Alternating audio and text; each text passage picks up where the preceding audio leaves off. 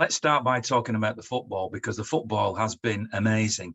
I can't help thinking, particularly at the moment with watching what's happening at Newcastle United, that do we? I'm sure we do, but do we always fully appreciate how lucky we have been with the owners that have come in, the football we've seen, the three managers? I'm not including Mark Hughes in that, but the three managers that we've had since the Sheikh took over, the stability that he's offered, just the amazing things that we've seen. I'm sure you do, Kevin. I mean, you've got to appreciate. But I pinch myself because it won't last forever, will it? And you've got to enjoy it, savor every minute at the moment, haven't you? Yeah, I think that's the thing. I think the whole point about the Newcastle buyout that happened this week is it sort of does remind you that it probably won't last forever. There's always a new big boy in town, and it looks as if Newcastle are probably going to be that club. And I think you made a very good point there, though, as well, about we've had three excellent managers, and the owners were very good with Mark Hughes to a certain extent, is they gave him an opportunity.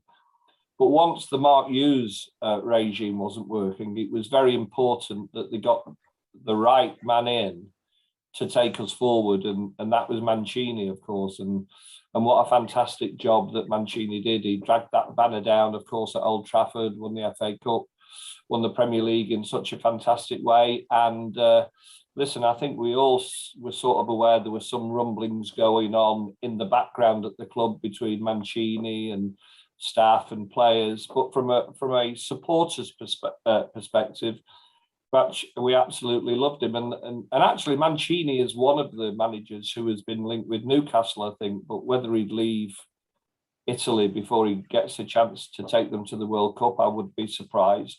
But I think it's it's more important for Newcastle, I think, that they get that managerial appointment right, rather than the players that they're being linked with and bringing in.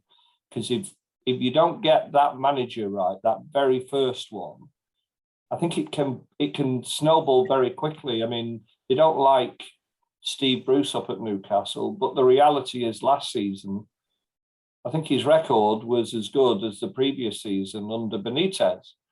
So, but it's all about the power in the image and the attraction that coach is going to be able to get the right player in and give the right sort of image that the new owners are going to want at Newcastle. Listen, good luck to Newcastle and their supporters. They are one of those clubs that fall under the sleeping giants umbrella, and it's not going to happen overnight, though. It's certainly not. It's more difficult for them now to a certain extent because they're not playing in Europe. Of course, they don't quite have the UEFA FFP rules to worry about. But if they want to play in Europe, they're still going to have to consider the financial fair play rules, because if they spend a load of money to get themselves into Europe, no sooner will they be in Europe and UEFA financial fair play will come crashing down around them. So, but fair play to them. And you're right, listen, they're now the richest football club in the world. So they've managed to take that mantle away from us. The pressure's off us and the pressure's all on them. And it'd be interesting to see how the media deal with them, knowing how they've dealt with us for the last 10 or 11 years.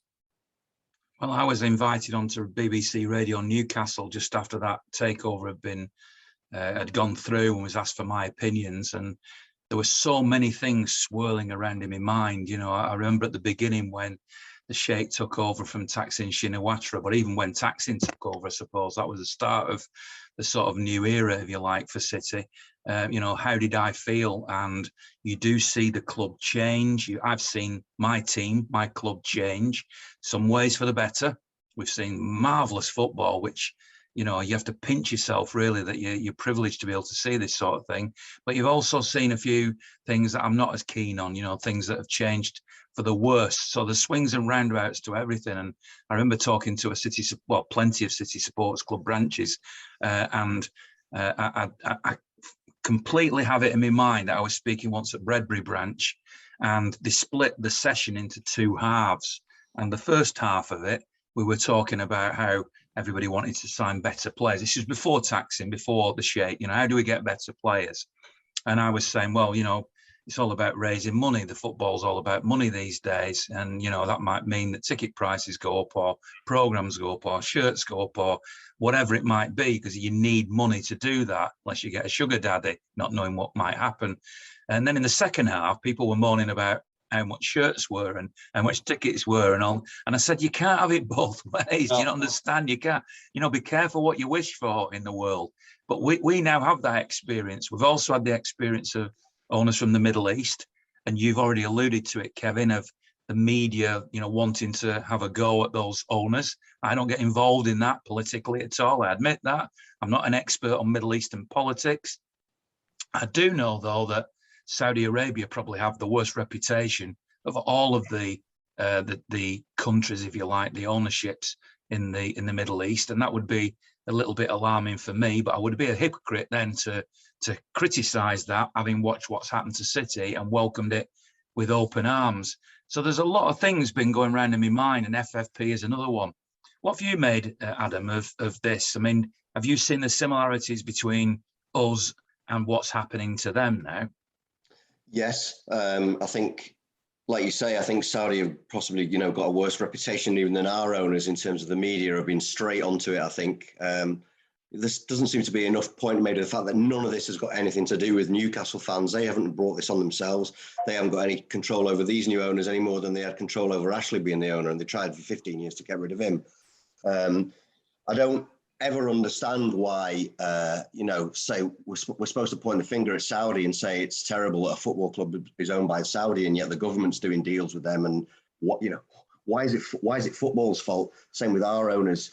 I mean, we're always reading, that Sheikh Mansour is the deputy prime minister of the UAE or whatever, but the prime minister of the UAE has been running Godolphin Racing for 30, 40 years, and he's been lauded, until the last couple of years at least, he's been lauded for pouring money into British racing. And that's a good thing when it's racing, but it seems to be not a good thing when it's City. So I try and stay out of it as well. I'm not really on social media because I don't want to fight financial and political arguments over the boys in blue, really.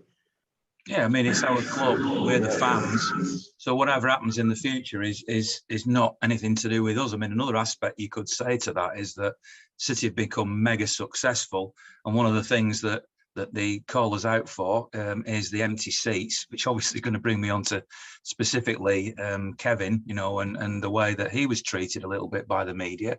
But, the fact that the fans are essentially the same fans. So suddenly now we're in cup finals, long runs in the Champions League. We've got no more money than we had before. And suddenly they're calling people out for not attending every single game. And, if you've got rich fans, fair enough. If you've got fans who've got no jobs, but loads of leisure time, no problem. But there are so many pulls on us now as fans. I mean, I'm lucky because I've made me living from it for many, many years. At the moment, I'm just a season card holder like everybody else, but for many years I made my living from it. I have complete sympathy for people who can't get to games, but that's another thing that is thrown at clubs. Newcastle, to be fair, have a great fan base, don't they? So I really admire the Newcastle supporters and the club generally.